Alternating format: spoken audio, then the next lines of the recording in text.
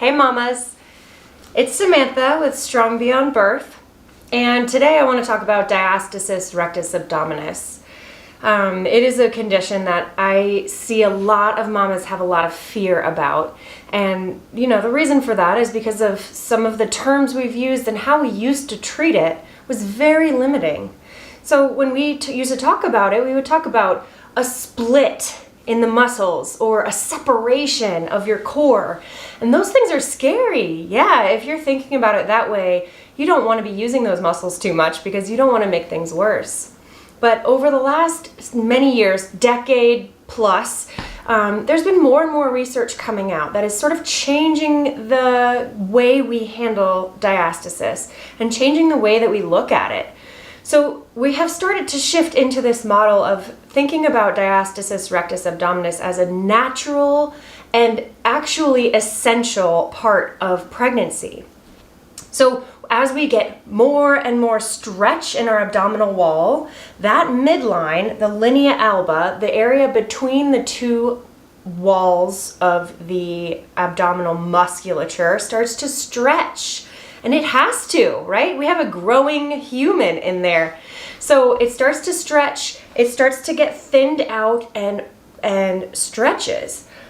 So what we used to look at in the postpartum period was just that midline and like, oh no, you've got a gap. You better not do anything, right? But now we're starting to really understand more about how that is really just one piece of the bigger puzzle.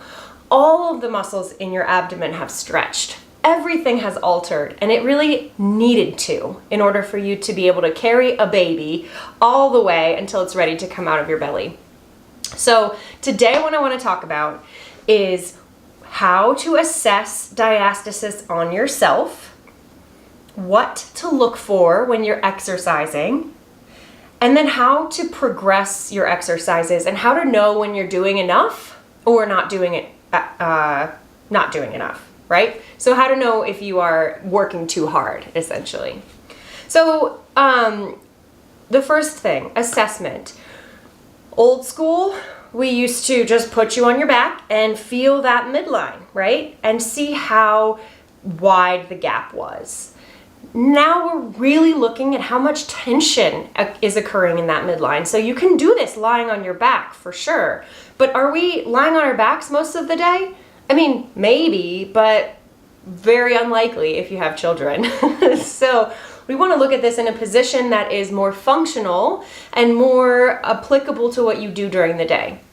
So wherever you are, if you're sitting or standing, you can feel your midline. So we're going to take 2 or 3 fingers and we're going to feel the area of the abdomen right under the rib cage. So I'm pressing in, I'm feeling how that feels. The area under the rib cage is the most likely to be the closest to your baseline.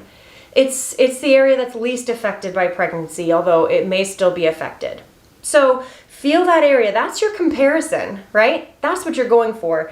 Then we can work our way down. I'm going just right down my midline. I'm feeling for width of the gap. If you're able to feel the 2 muscle bellies, you can sometimes tell, is it 2 fingers or 4 fingers or anything in between. And then as you continue down, you can feel how deep your fingers naturally sink until they meet resistance. So you're testing for how firm, how tense the midline is, right? How strong that tissue in between those 2 muscle bellies actually is just at rest. Then we're going to activate the deep core and we're going to see what changes. So you have your baseline, right? You know how many fingers and you know about how soft it is in comparison to this upper area right under your rib cage. So then we're going to work on some deep abdominal contraction. Now this is where we really need to focus when we're dealing with any kind of postpartum core recovery. This is the foundation. It is the most important piece. And whether you have diastasis or not, we're all going to use this. So I have a handout that I'm going to send to you, and I want you to review it and just practice it. Sometimes it just takes some practice, but we'll go over it right here as well. So we're going to sit nice and tall or stand wherever you are, or lying on your back if that's easiest. And we're going to take a big breath and let everything fill up and relax. And then as we exhale, we're going to gently pick up our pelvic floor and gently pull in. You might feel like your lower abdominal muscles are sort of zippering up towards your midline. And we're pulling everything in towards your center. Okay, so we're going to inhale, let everything go. We're going to exhale, pick up that pelvic floor, feel that abdominal wall drawing in towards your center. Now, what we're doing here is we're engaging those deep abdominal muscles. Those muscles have muscle fibers that run this way. They run horizontally and at a diagonal. So as we're engaging these muscles, we are actually pulling in from the sides, which, yes, it might make that gap a tiny bit wider, but then go ahead and feel it again. If it's more firm, that's awesome. If it's more firm, you're doing it right. Okay? So that's how to assess. We're looking at rest, and then we're also looking at after you engage that deep core, which, like I said, it might take a little practice. After you engage that deep core, then what does that midline look like? Does it change? Does it get more firm, more tension? So the second thing we're going to address is, what are you looking for?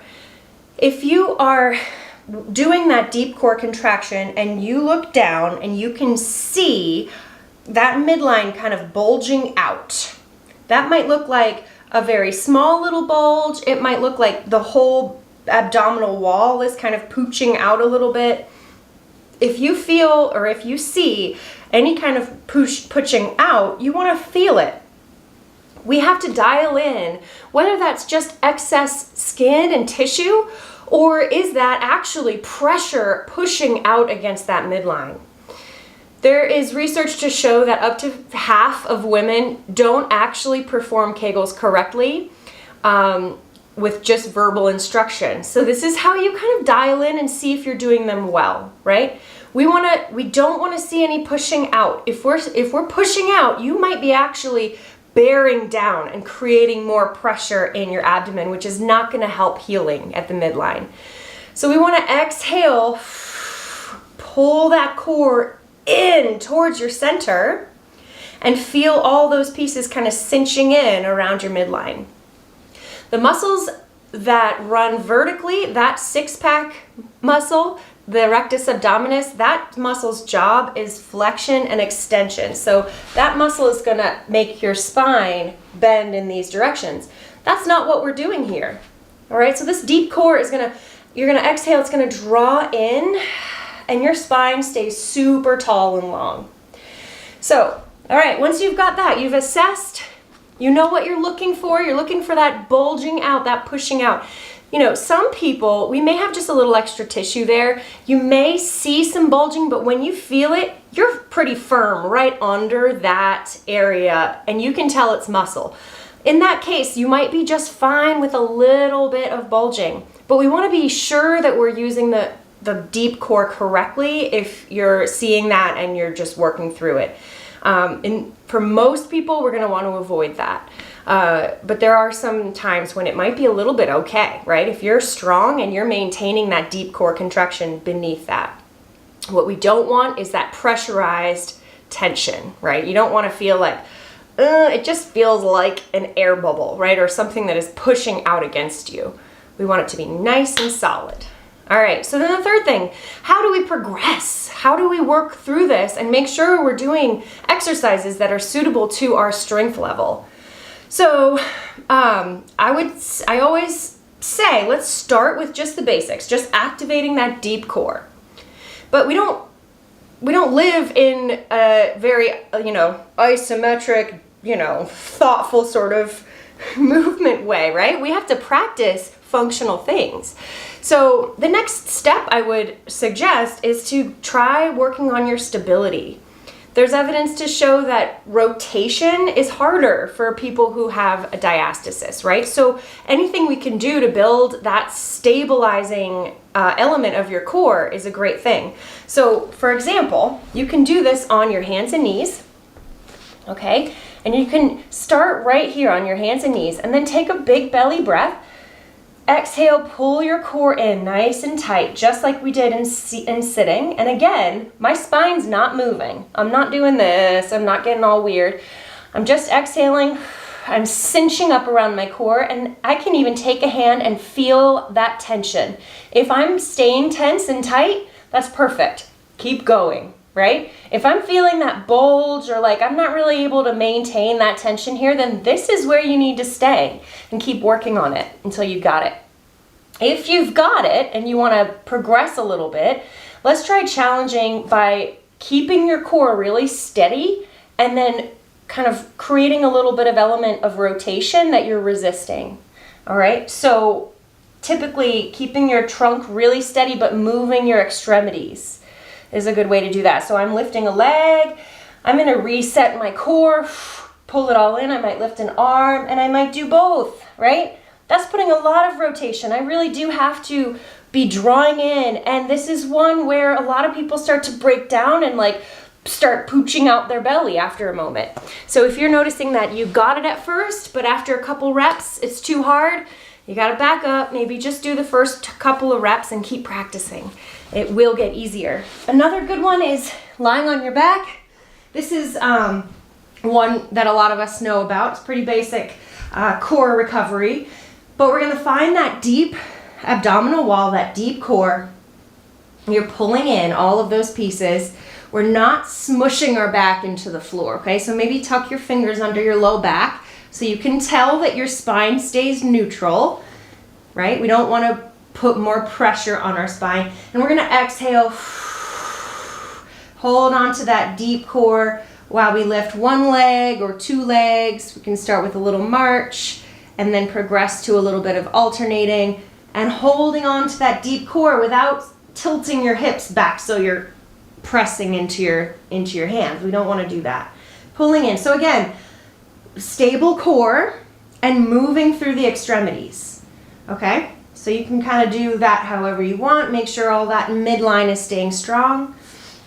Progressing. Yes, you can do planks. Just be watching, noticing where that bulge is. If a full plank is too hard, maybe come to your knees. Maybe elevate your surface. Keep checking in. Notice how well you're able to stay with that nice deep core contraction, because we do sometimes break down when we get tired. So back to functional stuff, right? We have been practicing stability on the ground, on hands and knees, in various planks positions and various core type exercises. But what do moms do all day? We pick things up. Babies, car seats, diaper bags, all the things my toddler throws on the floor. So we're constantly bending and squatting and lifting. So that is a really important thing to be looking at. So when you're practicing your tension at your midline, that nice deep core contraction, it's worth your time to take a look at what a squat looks like. So you're going to start standing. You're going to engage your core. You're going to squat down and continue checking that midline, right? And then exhale, pull it all in at the top. Same with bending, okay? So you can bend over. You're still checking the midline. Exhaling, checking the midline all the way back up to the top. So you'll know you're doing too much if you're breaking down. You want to be constantly checking for a little while until you are really confident in your body's ability to manage all of these things. And once you have it down, you're going to be using this all day. You're going to be training your core and healing your diastasis all day long. Sometimes it takes a really long time. Sometimes it's 12 months to a year before that diastasis actually shows visible healing. So don't get frustrated. The midline, like we said earlier, when we're contracting that deep core, you might actually see your gap widen a little bit because those muscles are literally pulling out, right? They're pulling it apart. But what they're doing there is creating the resistance. They're signaling to your body. That tension is signaling to your body that something needs to change. It needs to get stronger in this area. So your body says, oh, we're not quite managing this. We need to send more cells and more structure to this area. So it's going to send some more scaffolding, some tissue repair to this area, and really start to stimulate healing with this tension. So that's why it can take some time. It takes a long time to change tissue. I also want to mention that sometimes things fluctuate, and that can have to do with, inflammation in the gut and bloating and all kinds of things. So if you are hyper focused and checking it every day, and then you notice that it's like a little bit different one day, don't panic. This is about a long-term process. All right, so just continuing to check it on it and manage and kind of working through some of this stuff.